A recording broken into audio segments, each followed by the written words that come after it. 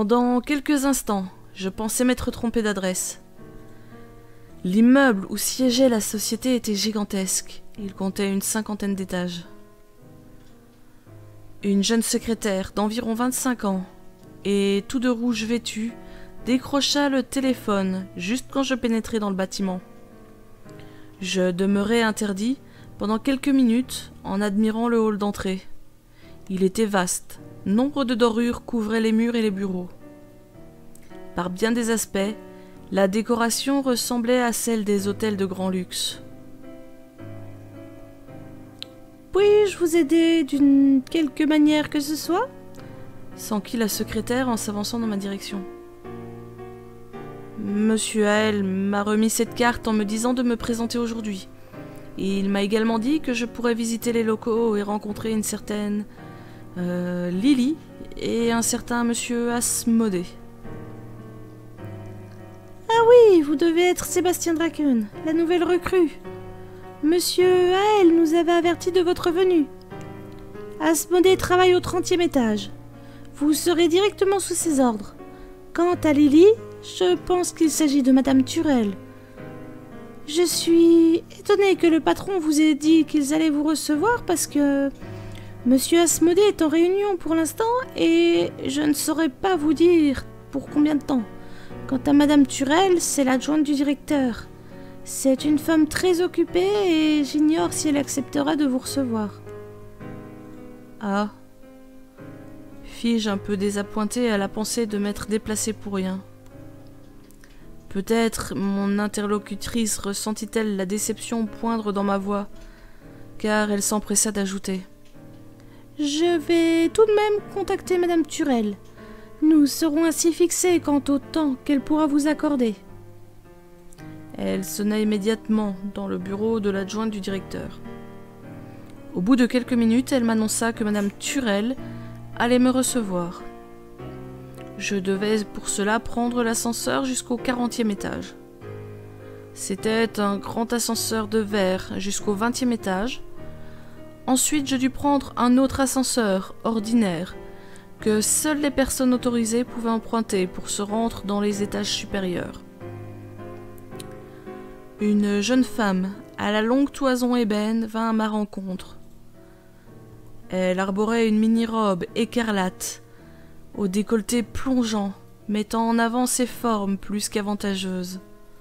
Sa démarche dégageait quelque chose d'extrêmement sensuel. Une étrange aura émanait d'elle. Je me sentis envoûté par la beauté onirique de cette femme. Je me surpris à penser que peut-être elle n'avait pas eu son poste grâce à ses seules compétences. « Monsieur Draken, je présume. Lily Turel. »« Enchanté. »« Sam, je veux dire monsieur Hael, m'a prévenu de votre arrivée. John Asmodée et moi serons chargés d'assurer votre formation. Madame Frex a dû vous prévenir que vous serez sous les ordres directs d'Asmodée. Suivez-moi, nous allons l'attendre dans son bureau. J'en profiterai pour vous montrer les locaux de l'étage où vous travaillerez, ainsi que vos collègues. » Mais je croyais que M. Asmodée avait une réunion, qui devait durer encore pendant un certain temps. « En effet, mais à l'annonce de votre arrivée, il l'a écourté. Ordre de M. Hael. » Elle me montra les bureaux. Il y avait 3 employés par pièce. Elle m'amena devant la machine à café. Je lui en payai un. Nous parlâmes en buvant. Nous rîmes un peu aussi. Je n'avais jamais connu de femme possédant autant d'esprit, ni autant d'humour. Elle était si désirable et si attirante lorsqu'elle plaisantait. Son rire me faisait penser à une cascade, à la fois merveilleusement séduisant et légèrement inquiétant. Un homme de haute stature, à l'allure altière, pénétra dans la salle. Il possédait un charisme inouï. De longs cheveux noirs cascadaient sur ses larges épaules. Le plus grand des ravissements émanait de la couleur de ses yeux. Jamais auparavant je n'avais pu admirer des yeux indigo. Oui, indigo. Il possédait cette nuance de bleu, à mi-chemin avec le violet. Et ce regard, il posait sur les gens un regard presque aussi perçant que celui de Samael, son patron. Son teint, légèrement hâlé, mettait ce regard d'autant plus en avant que l'homme portait un costume noir, à la coupe impeccable. Son complet soulignait une musculature d'athlète. Sur les traits fins de son visage se dessina un sourire enjôleur. « Salut Lily. Alors, c'est lui le nouveau que je vais devoir former ?»« Salut John. En effet, il s'appelle David. » Je présume que vous êtes monsieur Asmodée, dis-je, avec une certaine timidité. Et en plus, il est poli et il sait réfléchir, que demander de plus, me railla-t-il. Je ne savais que répondre. Je fus également surpris par la sonorité de sa voix. Elle était plutôt gutturale et vibrante. Cependant, une certaine mélancolie transparaissait dans son intonation. Désolé, je ne voulais pas te vexer ni te blesser de quelque façon que ce soit. Ce n'est pas le cas, fis-je en m'imposant un sourire. Tant mieux, tant mieux. Il aurait été dommage de commencer sur de mauvaises bases. Lily vous a-t-elle montré les locaux? Oui. Ah, bien. Et vous a-t-elle expliqué en quoi consisterait votre travail chez nous? Pas vraiment. Je n'en ai pas eu le temps, je venais de terminer la visite lorsque tu es arrivé. Très bien. Ce n'est pas plus mal que ce soit moi qui vous l'explique, puisque vous serez sous mes ordres directs, et que j'assurerai votre formation. Il m'expliqua que je traiterais du travail de bureau banal. Tri de courrier, classement de correspondance, contact avec les clients, etc. Je mis toute mon ardeur dans ce nouvel emploi. Bien que mon idée première à propos de mes supérieurs m'avait laissé une étrange impression. Je laissai rapidement mes doutes et mes appréhensions de côté. En vérité, à force de les fréquenter, je les trouvais vraiment sympathiques, aimables et amusants. Avec le temps, j'avais même l'impression d'avoir acquis de nouveaux amis. Je ne voyais guère Monsieur Hale. Il présidait nombre de réunions importantes. Mais John, Monsieur Asmodée, m'avait enjoint de l'appeler par son prénom, me disait qu'il appréciait mon travail. Cela me suffisait. En plus, Lily et moi nous rapprochions de jour en jour. Mon bonheur dura pendant 2 mois. Puis survinrent d'horribles cauchemars. Je ne passais plus une seule nuit paisible. La fatigue me gagnait de plus en plus. J'essayais de la dissimuler de mon mieux, pour ne pas que mon travail s'en ressente. Cependant, autre chose me troublait, sans que je puisse réellement savoir quoi exactement. Une nuit, un cauchemar, pire que les précédents, me réveilla. J'étais en sueur, je tremblais de tous mes membres. J'avais rêvé que je tuais un homme. Il y avait du sang partout. Je sentais encore son corps tressaillir sous mes doigts, en une dernière convulsion alors que je l'égorgeais. Je sentis un liquide chaud couler sur ma joue. De peur, je passai une main fébrile sur mon visage. Heureusement, il ne s'agissait que de larmes. Je pleurais nerveusement, durant près d'1 heure, tant cette vision d'horreur m'avait perturbé et bouleversé. Le lendemain au bureau, je me montrais distrait, incapable de me concentrer. John me fit part de son étonnement face à mon étourderie. Cependant, il manifesta une étonnante souplesse vis-à-vis de mes lacunes. Malgré moi, je me révélai très distant envers Lily. Durant la pause déjeuner, nous allâmes dans un petit snack situé en face de l'immeuble. Malgré ses caresses, ses mots tendres, ses diverses attentions, mon esprit demeurait loin d'elle. Je ne cessais de penser à cette foutue nuit, et je savais que ce n'était que le début. À Quoi penses-tu? Tu as l'air tellement distant aujourd'hui. Ce n'est rien, rien du tout. Asmodée m'a fait la même réflexion juste avant que je ne te rejoigne. Ah bon? Je sentis que le ton de ma voix était vague, presque plat. Je m'empressais donc d'ajouter « Je suis peut-être un peu fatiguée, voilà tout. » Je me levai et m'empressai de payer pour clore la conversation. L'après-midi, je m'appliquai du mieux que je pus, afin de rassurer Lily et John. Puis je partis, en prenant bien le temps de leur dire au revoir, pour les mêmes raisons. En passant devant un petit kiosque à journaux, je fus subitement attiré par un titre insignifiant, situé au bas d'une une. Le journal titrait « Un homme d'affaires égorgé hier à son domicile ». La tête me tourna. J'achetai le quotidien et me précipitai chez moi. Je déposai ma serviette dans un coin. Je me laissai tomber dans un fauteuil, puis je feuilletai fiévreusement la gazette. Lorsque j'eus enfin trouvé ce que je cherchais, je me glaçai d'effroi. Sur le papier se trouvait décrit avec une précision morbide l'entièreté de mon cauchemar. Tout. Il y avait même une photo. Il y avait du sang partout. L'homme, un homme d'affaires de 40 ans sans enfant, avait été égorgé. L'arme du crime, sans doute un poignard à cran d'arrêt, demeurait introuvable. Et la police n'avait trouvé absolument aucune empreinte digitale, aucune trace d'intrusion. C'était presque comme si le businessman s'était tué lui-même. Ça ne pouvait être qu'une coïncidence, je me connaissais bien. Ou en tout cas, je le croyais. J'étais incapable de faire une chose pareille. Les jours suivants furent de nouveau plus calmes.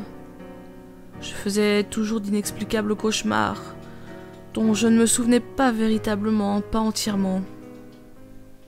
Mon travail reprit son cours, plus ou moins normal. John n'eut plus à se plaindre de moi.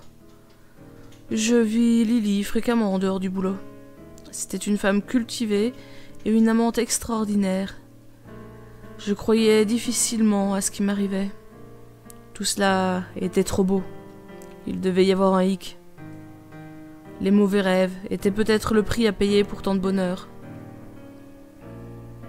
26 jours après le meurtre de l'homme d'affaires, il y eut un nouveau crime, plus barbare encore que le précédent.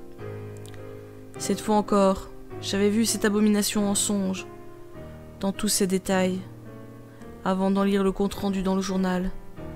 Un jeune homme de 24 ans avait été roué de coups de poing avant d'être éviscéré. Selon la police, la scène avait dû être extrêmement violente. En effet, à mon réveil, je courus aux toilettes pour vomir tellement mon cauchemar m'avait choqué. Mais cette fois, il n'y avait pas que mon rêve. Je fus pris de convulsions et de pleurs pendant une durée que je ne pus déterminer. Car sur mes phalanges se trouvait mainte échymose, comme si j'avais frappé quelque chose, ou quelqu'un, avec rage. Pendant près d'un mois, je dus porter des gants pour aller au bureau. Je prétextais un changement de look. J'y ajoutais d'ailleurs le port d'un chapeau, pour n'éveiller les soupçons de personne. J'eus la chance que Lily ne me posât aucune question pour ses bleus soudains. Je me sentais perturbée. Je trouvais difficilement le sommeil. J'avais peur de dormir, peur de ce que je risquais de voir dans mes songes. Je finis par prendre des narcotiques ainsi que des sédatifs. Ce fut le seul moyen de m'empêcher de rêver. Cela fonctionna. J'oubliais mes cauchemars et tout autre rêve, si tant est que j'en ai eu. Il y a de cela 4 mois environ, Monsieur A.L., que l'on ne voyait pratiquement pas à la société, me fit appeler dans son bureau. Je présumais qu'il me convoquait suite à la baisse de la qualité de mon travail. Bizarrement, je ne gardais aucun souvenir de cet entretien, Si ce n'est qu'à un moment, la voix de Samael avait prononcé « Je suis fier de vous et de votre travail », dont le timbre de la voix m'avait paru particulier et étrange. Je retournai chez moi, harassé, je m'étendis sur mon lit, fermai les yeux. Lorsque je les ouvris, je me trouvais dans un appartement que je ne connaissais pas. Une femme était assise sur un canapé et me regardait. « Alors, c'est Sam qui vous envoie. Je ne vous cache pas que j'aurais préféré le voir en personne. » « Je n'en doute pas, madame. » La voix qui sortait de ma bouche me sembla particulièrement étrangère et d'une affabilité qui m'était inconnue. Et qui était cette femme? Je ne me souvenais pas d'un tel ordre de la part de Sam. Et je buvais du champagne, alors que je détestais ça. Soudain, je me jetai sur elle et commençai à l'étrangler. Je sentais sa gorge craquer sous mes doigts. Je voulais m'arrêter, mais mon corps ne répondait pas à mes désirs. J'eus l'impression d'entendre un rire lointain. Le rire de mon patron, un rire cruel, à faire frémir n'importe qui. Je ne me souvins pas de ce qui se passa ensuite. J'en fus heureux. Je préférais d'ailleurs ne pas chercher à savoir. Le lendemain, je me dirigeai à mon travail, avec l'intention de démissionner sans préavis. Lorsque j'annonçai ça à Lily, elle me regarda avec le regard le plus glacial que j'ai jamais vu. Elle me traita de minable. Elle dit qu'elle n'avait jamais vu quelqu'un avec un esprit aussi faible que le mien. Peut-être avait-elle raison sur ce point. Elle m'annonça qu'elle n'avait pas besoin d'un loser comme moi. Jamais je ne lui avais vu l'air aussi cruel. C'était trop beau pour durer, au fond. Je l'avais toujours su. Asmodée, intrigué par le bruit et les rumeurs, va me trouver. Je lui ai expliqué mes intentions. Bien entendu, je ne précisais pas les motifs réels de mon abandon, ni à l'un ni à l'autre. Pourtant, Asmodée me prit pour un fou. Il crut bon de me préciser que jamais je ne trouverais meilleur emploi. Lui non plus ne me parlerait plus et ne me considérerait que comme un insignifiant si je quittais ce poste. Lorsqu'il m'annonça son point de vue, ses traits semblèrent un bref instant comme déformés, hideux.